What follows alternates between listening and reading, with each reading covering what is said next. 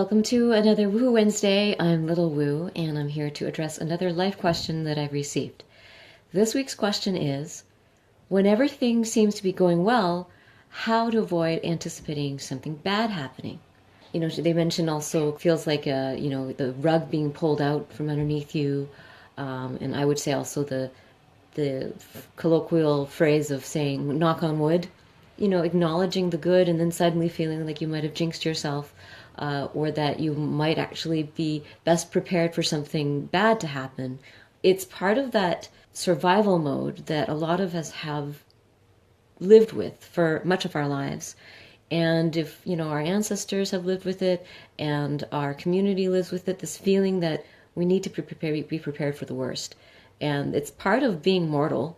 It's part of being in this human body where, you're always trying to protect yourself. And so part of protecting is to anticipate danger and threat. So if you are well prepared for that danger, then you might survive. So that's kind of really natural that it kicks in. But part of the other aspect of being here is, as visionary creators, we are here to have a vision of something that we want to create. So it's not just something that's going to happen to us, but it's this feeling that you can impact your reality. So that's where I'm going to take the conversation.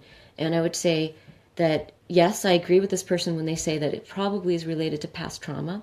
Yes, I would agree that that trauma of just being human, and having to try to live with this body and try to keep it alive for as many years as you can is part of that survival mode that is not just trauma, but is about trying to stay alive. And not just alive, but comfortable, because that's part of being alive is you want to be comfortable. Being just barely alive is not enough. We want to be comfortable. We want to actually enjoy this experience. There's all these fine gradients of what it means to survive now for us. And sometimes it does come back to primal, like will I live past this illness that I'm struggling with, or will I live beyond this lack of employment that I'm facing, or there's all these things we face that do trigger us back to survival mode. So whenever I'm triggered into survival mode, what I need to do is, what we all need to do is remember your creation mode, your magical thinking mode. So, and magical thinking is not fantasy. It's about being a creator and knowing that you have an ability to impact your reality, to make things real. And so instead of anticipating something bad happening, we can shift our energy to, what do I wish to create? And how do I wish to respond? So if it is an illness, if it is unemployment, if it is a relationship separation, whatever it is that you're facing, if you can say, instead of focusing on something bad happening, I'm going to focus on what is the most beautiful thought or action that I could take in that situation. So I'll give you an example from my own life. I used to, when I was exploring health and healing, even though I was starting to understand a lot about my own health and my well-being, I realized I also had this tremendous fear that I was going to get cancer. And of course, the more that I feared cancer, then in understanding how things get created, the more that I feared it, the more I realized that I was probably contributing possibly to its creation in my life. And so this person also mentioned that they realize that the more they worry about what might happen, that they might actually be creating in some way or sabotaging their life by anticipating negative experiences. So instead of anticipating or, trying to prevent them, you can think of, well, I'm here to create around all the experiences that come my way. And on some of them, I might seem like I am the direct creator, and some I might be the experiencer of an experience. But I want to still create no matter what happens.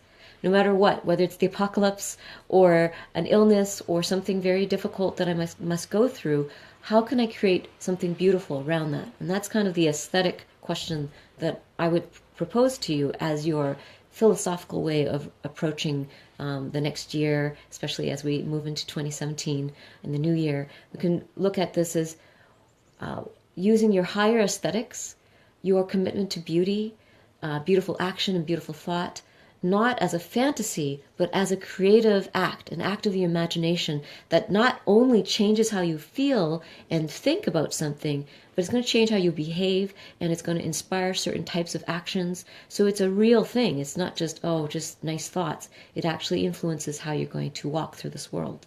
And so when you're looking at the future and you're saying, well, right now things are seemingly going well, how can I continue to create more beauty even if I experience some ugliness? So instead of knocking on wood when you acknowledge something positive, you can say, I've acknowledged the beauty of this planet and I wish to continue to contribute to it. And no matter what happens, and if I use my own example of how I overcame my fear of cancer, was that I came to peace with it might happen, and I might be creating it, or the environment might be helping me create it, but whether, I'm not going to look at who's creating, but I'm looking at how I'm going to react to cancer.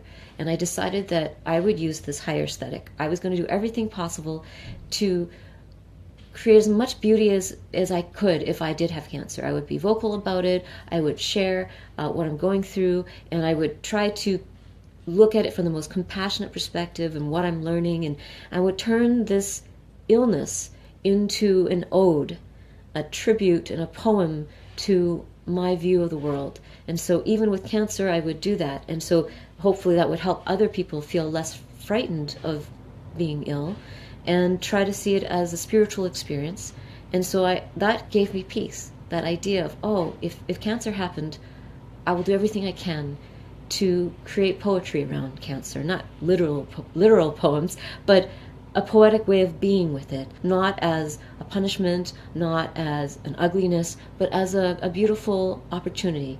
And so that's how I overcame it. And as I let go of that fear, I realized, well, now, whether it happens or not, I know how I'm going to proceed. And so whatever you're dealing with, and you're saying right now things are going well, I want you to, practice seeing what it is that is most beautiful to you about what is happening right now, and go beyond the form. Oh, I've got a job, or my health is going well. If there's something deeper that's beautiful to you about what's going on right now, and then to elevate that so that it's there for you even if things aren't going well on the surface. What kind of beauty can I bring to the challenge that I'm facing? This idea of all good things must come to an end, that belief, it doesn't have to come to an end. No matter what happens to us, we can bring goodness, we can bring beauty to whatever happens. And so hopefully this is a way that you can approach the new year. And on my website I actually have 3 different year-end reviews you can do, and also preps you for the new year. And I'm going to include the links at the bottom of this post. And hopefully you'll get a chance to look at them for ideas of how you'd like to do a year-end review. I was encouraging that last week. But also this week, in the final few days of 2016, I invite you to look ahead with your aesthetic power, your inner sense of what's beautiful, and know that no matter what happens on the world stage and on your own personal stage of life, no matter what the politicians do, or what's happening in the environment, or around work and family and relationships, that you are committed to creating as much beauty as you can in the coming year. And that doesn't depend on what happens to you, it depends on how you respond. It means that you always have the ability to create no matter what's happening. So you're not a victim, and you're not prone to just world events happening to you. You are a creator, and that is a very empowering thing to remember. And so that should erase this knock on wood mentality of, oh, I better not jinx myself. There's no jinxing. Your ability to respond and transmit beauty no matter what you find yourself in. And that is the commitment you can make, and that gives you power and gives you strength to face anything that comes your way this coming year. And I send you huge blessings and deep appreciation for everyone who's been watching this year. I hope that these talks have been helpful to you. I do plan to continue them in 2017, and I look forward to your questions. So please send your questions to me by email, treasures@littlewoo.org. And you can visit my website, because all these talks are archived there week after week. I do work with people privately on their inner journey, and in fact I'm going to be doing more work around your spiritual biography, about understanding your whole timeline to understand your life's teachings. So please check out my website, littlewoo.org, and I'll see you next week in 2017 in the new year. I'm sending you all deep blessings as you round out 2016 and an enchanting 2017. Mwah.